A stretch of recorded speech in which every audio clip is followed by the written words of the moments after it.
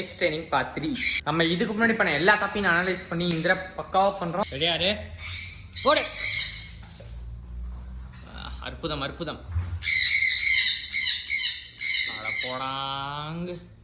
இன்னும் 5 minutes கூட ஆகலை, அதுக்குள்ளே நான் கிவ் அப் பண்ணிட்டேன். சரி வாங்க சரோ ஃபெச். டேய் இங்கே தாண்டா இருக்கு, எங்கடா போகிறேன்? எடுத்துகிட்டு வாடா. என்னங்க ஸோ ஃப்ரெண்ட்ஸ், நான் வந்து முன்னாடியே கீழே ட்ரை பண்ணிருந்தேன், அது ஒன்றும் வேலைக்கு ஆகலை.